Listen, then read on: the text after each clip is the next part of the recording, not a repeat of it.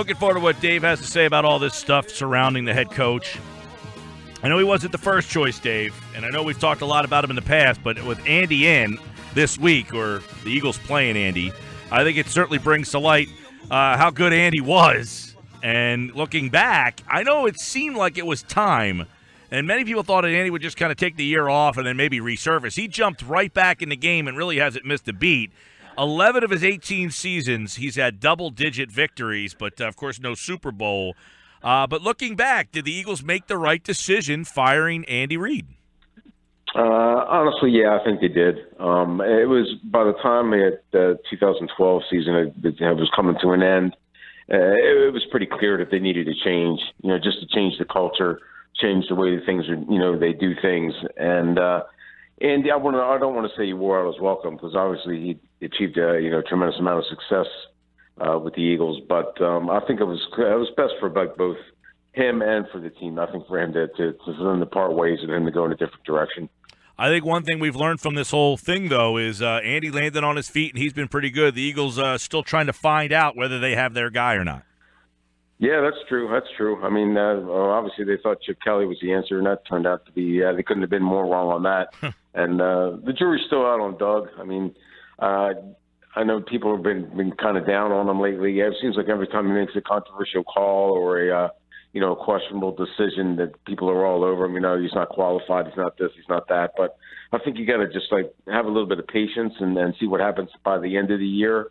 If he shows some progress, from last year to this year, then I think people should probably back off a little bit, maybe give him a little bit of room to breathe. Dave, you wrote about it at the Press of Atlantic City that they could do worse than Pederson. Yeah. And obviously, for one. Yeah. Well, well, I'd like you to go on that, expand on that, because he wasn't their first choice, right? I mean, Doug wasn't the guy that they ultimately wanted when this process started. No. They wanted Adam Gase. They wanted McAdoo, and then the Giants. They kind of flirted with Tom Coughlin, bringing him in. So yeah, Doug was he was a little bit farther down on the list, and ironically, I think it was Andy Reid who kind of swayed them to give Doug a shot. I know that even after he left, Andy's still very close with Jeff Lurie and Howie Roseman, and I know that they reached out to seek his advice when they were making this decision. And obviously, Andy gave Doug a pretty ringing endorsement, and he wasn't their first choice, and he probably wasn't their. I know there were clearly 2 or 3 other candidates that they would have preferred, but for whatever reason, those guys either opted not to take the job or just kind of fell out of the running, and they were left with Doug. But I thought, by and large, I think he did an okay job last year. I mean, when you consider he had a rookie quarterback that didn't take a snap with the starters until about a week before the season started, leaves Lane Johnson for 10 games, and a bunch of injuries and stuff on the offensive line. Secondary was pretty porous, so. All things considered, I thought 7-9 was okay for him. When you look, and you mentioned Jim Schwartz, now he came out the other day and said unequivocally that I'm comfortable with my relationship with Doug, and he's comfortable in his relationship with me. You look at Schwartz, does he seem like a guy that Jeffrey Lurie would even consider? Honestly, no. I don't think so. It seems like Jeffrey, for whatever reason, kind of gravitates towards offensive-minded guys. It seems like that's been the case since he went with Ray Rhodes, and then as soon as Andy came aboard, it's been Andy, Chip, and Doug. So I think it would have to be a defensive guy that really, really impressed him. And Jim, I thought the Eagles' defense was okay last year. I don't think they were great.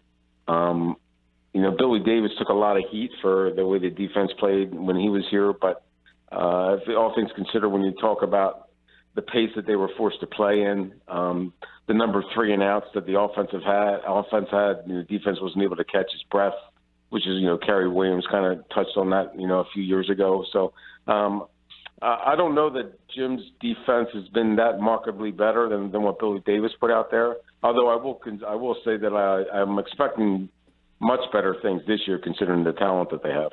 Yeah, it seems like a lot of people think because Schwartz is brash and he's a lot more confident speaking-wise. I mean, if you listen to Schwartz, you would think he's the head coach as opposed to listening to Pederson talk. But as you chronicle in your article today, his winning percentage as a head coach not very good, 29-51. No, and there are guys who have done much better jobs like the second time around, Bill Belichick being one. There's guys, some guys kind of just struggle. They get their feet wet.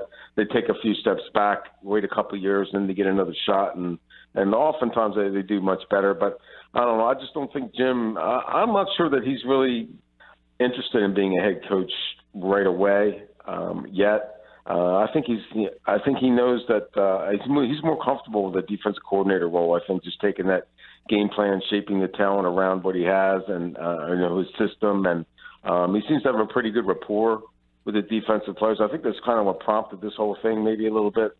But like I pointed out in the column, that happens to whatever team you go to, pretty much. I mean, there's going to be cliques. It's just the way it is.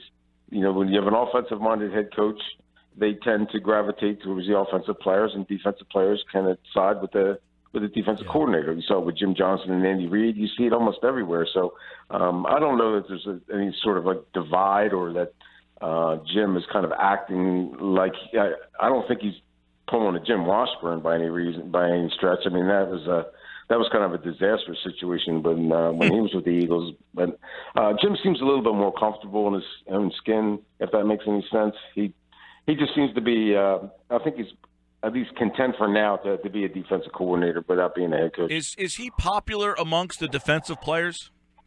Oh, yeah, very much so, yeah. He is brash, and he is bold, and he's loud, but they do respect what he brings to the table. They seem to love playing for him just because he brings so much of that high energy to the game.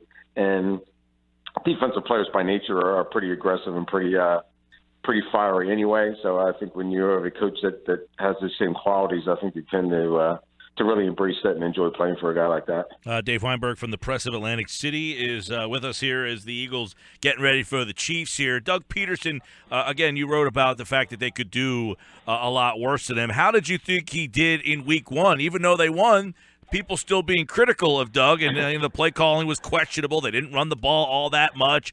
So what you think of Doug in Week 1? I thought he did okay. I mean, they won, so I don't know how you can really argue that much. He probably should have stuck with the running game a little bit more. I thought that backward lateral thing was pretty much a disaster that probably they should never probably call that play ever again.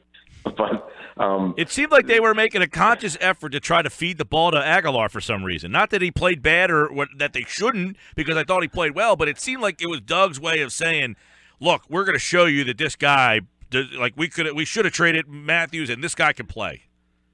Yeah, there's probably a little bit of truth to that, although I think the Redskins are probably rolling their coverages a lot towards Alshon and Torrey to a lesser extent, so maybe that opened up some things for Nelson, except for the lateral thing. That didn't make any sense. But to be honest with you, I saw them try that a few times during training camp, and it worked pretty well. I mean, that doesn't say much for the Eagles' defense, but I did see them trying different being more creative during training camp practices than you might expect. And that was one of the plays that kind of caught my eye. And I remember thinking that, I wouldn't be surprised if they try that at some point. I wasn't expecting it in the season opener in that situation, but I think there was probably a little bit of truth to that, the fact that they wanted to get Aguilar involved, maybe just to build up his confidence a little bit, make sure he's right on the same page right away. Doesn't have a chance to soak it if he has a little bit of early success. Maybe that'll carry him through for the rest of the season. Dave Weinberg's with us. Aguilar obviously had the big game there, and Zach Ertz, another guy who broke out and had a real good game. He normally has the good games at the end of the year, not the beginning of the year. So is this a sign that they want to get him more involved? Or, Dave, is this a sign that they got more weapons around that are opening more things up that teams can't pay as much of attention to Ertz? Yeah, a little bit of both, I think. Like you said, they have that variety there with Alshon and Torrey. They have three guys in the backfield that can do different things, so you can't really key on one player. And Zach seems to play very well against the Redskins anyway, for whatever reason. I'm not quite sure why, but I think it's pretty encouraging both for the team and for him to see him break through so early in the year. Like you said, he's been known as kind of a late bloomer during seasons, but the fact that he was able to make some big plays in the opener, that kind of bodes well, I think, for the Eagles' offense. Yeah, I thought even though Smith's numbers weren't great, it was evident that having that and they went right to him early in the game. Having that weapon was something that kind of opened up the field a lot more, and I think that contributed to Aguilar being able to get open a lot more. Yeah, it does. I mean, even if you don't connect on that, the fact that the threat is there, that teams have to respect the deep ball, that adds a whole new dimension to the offense. It just hasn't been there since Deshaun Jackson left. Yeah. I mean, you had guys who tried here and there, but they don't have to be that dink and dunk offense anymore. They can stretch the field when they want to, and certainly Carson certainly has the arm strength to do that. So, why not take some shots? And even if they don't hit, the fact that the defense, like I said, the defenses have to respect that. That kind of opens up so much more for the rest of your offense. Dave, obviously the offensive line, a lot of people thought would be very good. It was okay. You had the injury to Peters. Dave, you starting to worry about that line a little bit? Yeah, I am. Even Jason, I don't know if that's the sole reason why they struggled as they did, but I mean, Wentz took a pounding last Sunday. I mean, he was getting beat up, and it's a credit to him that he was able to wriggle away from some things and make some big plays. But you can't expect him to face that kind of pressure every Sunday and make it through a full season. There's going to be a point where he just can't take it anymore, I don't think. And they have to do something. I don't know whether it's keeping keeping Brent Selleck on the field a little bit more to block, or maybe keeping it back and to pick up blitzes and stuff. But they can't keep suggesting Carson to that kind of pressure on a weekly basis and expect to keep him for the full season. On the backs, they didn't run the ball a whole heck of a lot. No. But what did we learn about the running game on Sunday, if anything? Not much. I don't know if it was because they just didn't have any success early, so maybe they broke away from it too soon. I think I would have maybe stuck with it a little bit more. I don't think LeGarrette Blount is going to be this. If people were thinking he's going to be this 1,200-yard back, they were sorely mistaken anyway. But I did expect him to play a little better than he did. I don't know if he seems to have lost a step to me. Maybe part of the blame was on the offensive line, but he just doesn't seem to. I think his role should be kind of like what it was with New England. That short yardage goal line guy, move the pile, move the yardage sticks. I don't think you can expect for him to carry the offense on his back. I think you probably should have gone with Wendell Smallwood a little bit more, and maybe giving him a chance to show what he can do as a kind of a change of pace guy. I mean, everybody knows what Darren Sproles can do as far as receiving out of the backfield. He's an underrated running back too, but you can't really subject him to too much punishment. Right. So I would kind of like to see a little more variety, maybe, and a little more commitment to the running game. Even if things aren't working right away, I think you should probably stick with it a little bit more. How much, the defense really played well. How much did you see Jim Schwartz maybe become more aggressive because of having better personnel? Yeah, I mean, you can see, especially with those blitzing and stuff. I mean, he hardly did any of that last year. But he sees how much talent that he has, and I think that allows him to be a little more creative, not just because of the talent, but because of the depth at certain positions, too. He can roll it. That front four, they can keep taking turns, and then he has fresh bodies to throw out there. I think it gives him a little bit more leeway to be a little bit more creative on defense, and that certainly showed itself on Sunday. Yeah, Brandon Graham, we talk about him a lot, Dave. He was 2.5 sacks, 3.5 behind the line of scrimmage, tackle for losses. I mean, I wouldn't be surprised if he's named Defensive Player of the Week when that comes out, I guess, tomorrow. But he was – it shows that they do have some depth and talent. Jernigan played a factor right off the bat. But how much is losing Darby hurt? Oh, a lot. He was supposed to be their shutdown corner that they haven't had in a while. It's pretty evident that if Rasul Douglas was really ready to play, he would have been out there on Sunday, and he might have deactivated somebody else. But now that they're forced to go with, Jalen Mills is okay. Patrick Robinson, he had a better preseason than he did in the beginning, so I guess he'll be okay too. But yeah, Darby was the one guy they were really counting on to take away the other team's best receiver if need be. He didn't do much of switching around the other, on Sunday before he got hurt. But his loss is really going to be felt. I think they're going to have to really change the way they do some things. Maybe even blitz a little bit more so that the corners aren't forced to cover as long.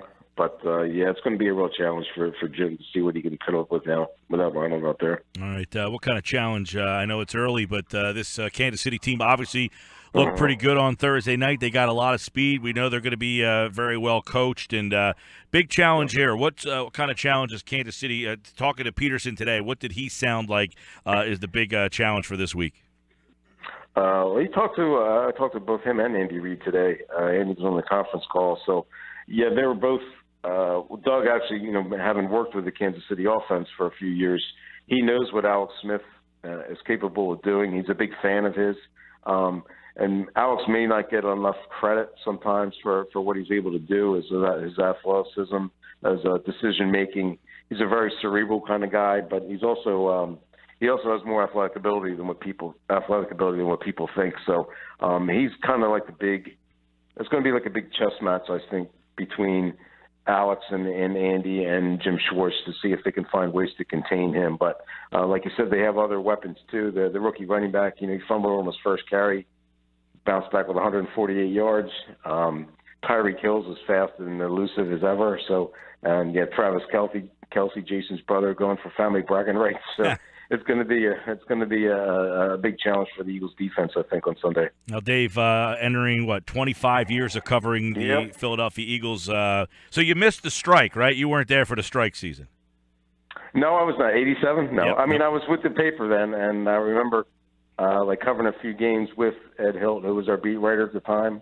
I remember riding past the strike and all that stuff. But no, I was not the beat writer at the time. But so you were around the team or up there a couple of times. We had Baldinger on earlier, and he said the tension was.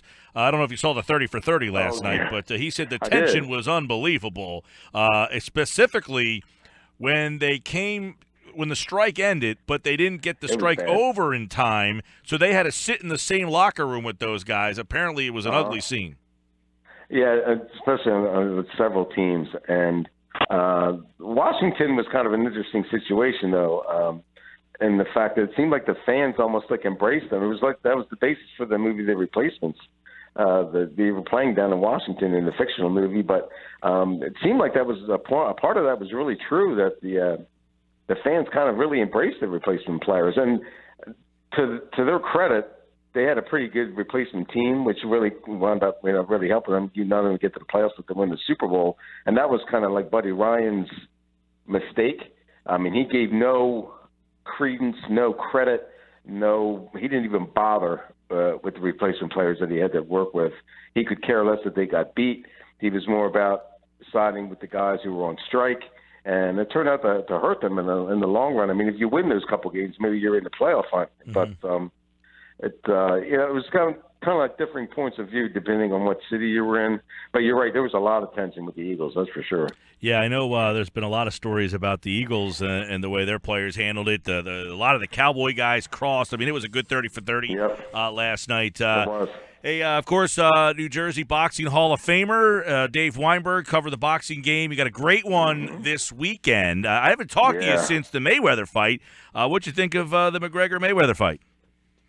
I thought that it was a little more entertaining than I expected. I mean, it ended the way I expected. I thought that McGregor might put up a fight for a couple rounds and then he'd run out of gas and Floyd would dominate him, which is what happened. But McGregor fared a little bit better in the first couple of rounds than I expected. Maybe that was partly due to Floyd not really throwing any punches. He seemed like he kind of sat back and waited to figure out. McGregor let him punch himself out a little bit and then took control. But I was pleasantly surprised. I didn't think it was going to be as entertaining as it was. In the fight this weekend, is this the highly anticipated? Is it going to live up to it? We know it's been the talk for a couple of years now, but is it? Is the timing right? A lot of times we get these fights and it's at the wrong time. Right. This is the fight that I really want to see. I mean, I've wanted to see it for a few years now. People are kind of blaming Oscar De La Hoya for putting it off as long as he did, not letting Canelo Alvarez in there against Triple G. But I think it's kind of a smart move now where Triple G hasn't been quite as impressive in his last couple fights. Canelo seems to be gaining more experience, more confidence.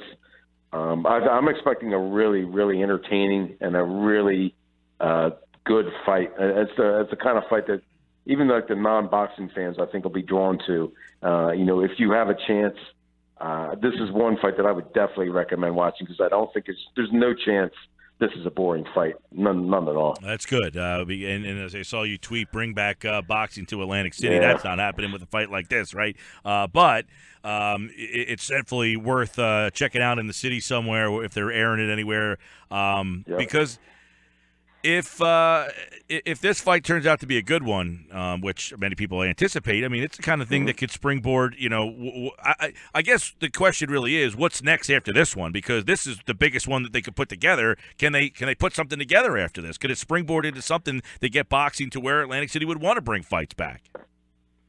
Yeah, I would hope so. I mean, there's a lot of talent in other divisions too. I mean, you've got the heavyweight divisions, a couple guys there. They're kind of interesting. And you got guys like Terrence Crawford in the lower weights to compete with in the other junior welterweights and welterweights, and the Triple G and Canelo, of course. So I think there's a lot of talent out there, and there's some intriguing fights to be made. But I'm still. I don't know what it's going to take for Atlantic City to buy back in. I'm at a loss, to be honest with you. Really disappointed and really honestly upset that a town that was so involved in boxing was the self-proclaimed boxing capital of the world for a few years there. To see what's happened is really it's really a shame, to be quite honest with you. I don't know why. I don't know what's keeping the casinos or the various powers that be from looking at these kind of fights and seeing what kind of crowds they draw and not thinking that it could be a good thing for Atlantic City again. I don't know how they cannot see that. Well, maybe the article that your colleague Nick Cuba wrote over there about the sports gambling would put 2 and 2 together and get fights back here. Who knows? Yeah, you would hope so. I mean, I'm really hoping. I actually wrote, like, partly tongue-in-cheek a couple months ago when they first made this Alvarez Triple G fight, that I thought it would be a perfect fight for Atlantic City to hold on the beach because they had all these concerts there. Why can't you fit 30,000 people on a ring on the beach in the same area? And I thought that would have been like the perfect opportunity to bring boxing back and bring it back in a big way. Dean Marandino had mentioned it to me a few years back that he thought Bader Field might be a good site for soon as you said the beach, I thought Bader Field is a possibility too. Yeah. I mean, I think it's perfect, but it's the problem is convincing the casino industry that it's a good idea too. I just don't, for whatever reason, they just don't seem to be behind boxing anymore like they used to be. And I know that people were arguing, that this wouldn't make sense because of hurricane season. What if a storm comes through? But there's got to be like maybe in June or July or something like that. There's got to be a way to capitalize on the growing popularity of boxing, across the country, and to figure out a way that there's a fight or two that can come to Atlantic City and draw that kind of crowd and make boxing, a big part of the casino industry again. Yeah, and that Pacquiao-Horn fight, that was an outdoor fight in Australia, so they can do fights outdoors. Fought outside all the time in Germany. I mean, it can be done if it's the right fight, and I'm just hoping Atlantic City realizes that. Dave Weinberg, press of Atlantic City, and check out all his Eagles coverage, and of course the boxing Triple G this weekend taking on Canelo Alvarez. I'm sure that one, as Dave said, should be a really good one. At Press AC Weinberg on Twitter. Eagles Chiefs this weekend. Listen to the action here on 97.3. Thanks, Dave. Thanks, Mike. I appreciate it as always.